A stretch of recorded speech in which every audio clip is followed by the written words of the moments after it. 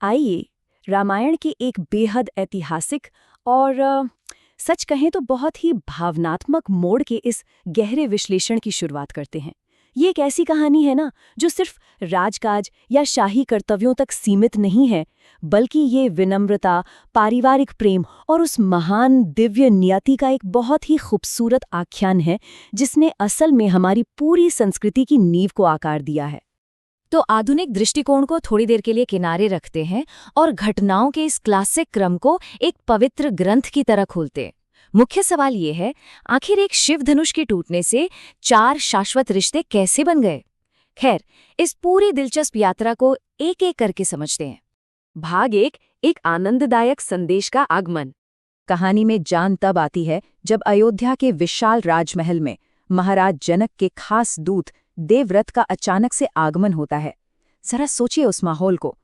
दूत राज परिवार को बिना सांस लिए राम के एक से बढ़कर एक आश्चर्यजनक कारनामों के बारे में बताता है।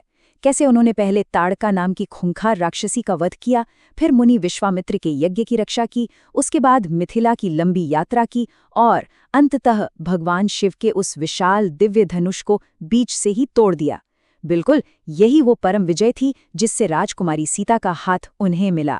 अब जाहिर सी बात है, ये समाचार सुनकर महाराज दशरथ और महारानी कैकेयी खुशी से पूरी तरह भाव विभोर हो उठते हैं। लेकिन यहाँ ध्यान देने वाली बात यह है कि कैसे एक राजा की व्यक्तिगत खुशी तुरंत ही पूरे राज्य के लिए एक बहुत बड़ी उदारता में बदल जाती है। वे इस राहत को, इस जश्न को केवल राजमहल की दीवारों तक सीमित नहीं रखते। भाग 2, अयोध्या उत्सव की तैयारी। महाराज दशरथ बिना देर किए कुछ अत्यंत महान आदेश जारी करते हैं। शाही खजाने के दरवाजे सीधे आम जनता के लिए खोल दिए जाते हैं। विद्वानों को हजारों गायें दान की जाती हैं और भंडार गृहों से असीमित भोजन और वस्त्र बांटे जाते हैं। साथ ही बारात के लिए एक विशाल चतुरंगिनी सेना तैयार की जाती है। सच में ये सुशासन का बेहतरीन उदाहरण है। मतलब उनका मानना था कि यदि राज्य का एक भी नागरिक दुखी है तो राजा को उत्सव मनाने का कोई अधिकार ही नहीं है। और हाँ, प्रस्थान करने से ठीक पहले मिथिला की ओर एक बहुत ही भावुक संदेश भेजा जाता है। सीता की माता को ये खास आश्वासन दिया जाता है कि सीता अयोध्या में एक बहू बनकर नहीं बल्कि एक बेटी बनकर आएगी, और महारानी कौशल्या नई वधू को एक माँ के बिल्कुल पवित्र और निस्वार्थ प्रेम के साथ अपनाएंगी। कितनी खूबसूरत बात है ना? भाग 3, 2 महान राजाओं का मिलन। अब चलते हैं मिथिला। वहां इन दोनों राज परिवारों के संगम के समय जो सबसे दिलचस्प बात उभर कर सामने आती है वो है दोनों राजाओं के बीच का एक नाटकीय अंतर। एक तरफ महाराज दशरथ हैं जो एक गौरवान्वित वर के पिता के रूप में अपने पूरे विशाल शाही वैभव और प्रसिद्ध वंशावली के साथ पहुंचते हैं, और ठीक दूसरी तरफ हैं विदेह राज महाराज जनक जो अपनी सांस्कृतिक विनम्रता और आध्यात्मिक समर्पण का एक ऐसा आश्चर्यजनक प्रदर्शन करते हैं जो सच में दिल छू लेता है। एक अत्यंत शक्तिशाली और ज्ञानी सम्राट होने के बावजूद जनक खुद को पूरी तरह से विनम्र कर लेते हैं। वे स्पष्ट करते हैं कि विवाह की इस पवित्र परंपरा में जो कन्या का दान करता है वह हमेशा सबसे महान होता है। वे दशरथ को दाता और खुद को उनके दरवाजे का एक याचक बताते हैं। ये एक ऐसा पल है जो हमारी सांस्कृतिक समझ को बहुत गहराई देता है। भाग 4, एक पिता का गर्व।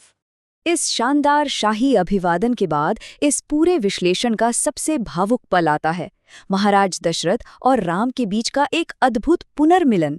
यहाँ दशरथ अपने पुत्र के कार्यों के बारे में एक बहुत ही गहरी सच्चाई को पहचानते हैं जो एक महान राजकुमार होने के सही अर्थ को पूरी तरह से फिर से परिभाषित कर देती है। सबसे महत्वपूर्ण बिंदु यह है कि राम का ये सारा शौर्य, ये सब कुछ किसी शाही महत्वाकांक्षा या सत्ता का दबदबा बनाने के लिए बिल्कुल नहीं था। राम की अंतिम महिमा सत्ता की चाहत से नहीं बल्कि धर्म के मार्ग पर चलने, माता पिता की आज्ञा मानने और ऋषियों की रक्षा करने से आती है।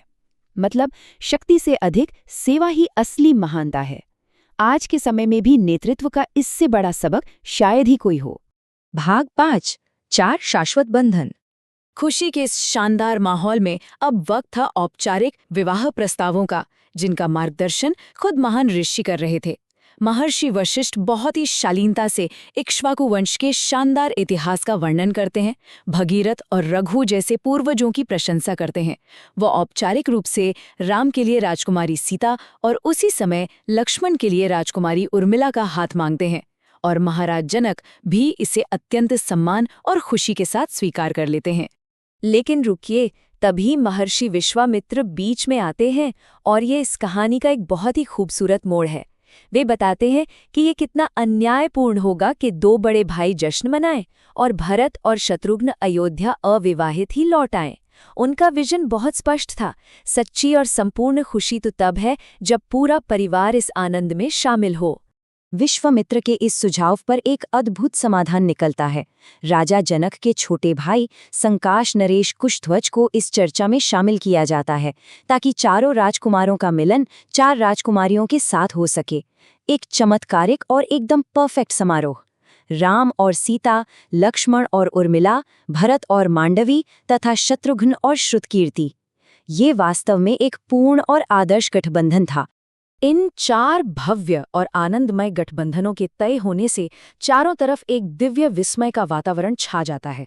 लेकिन इसके साथ ही एक गहरा सवाल भी उठता है। आने वाले महाकाव्य के भयानक उतार चढ़ावों और अग्नि परीक्षाओं में इन 4 जोड़ियों की क्या साझी नियति प्रतीक्षा कर रही है? इन विवाहों के बाद शुरू होने वाली ऐतिहासिक और कठिन यात्राओं की उत्सुकता के साथ इस प्राचीन आख्यान का यह विश्लेषण यहीं संपन्न होता है।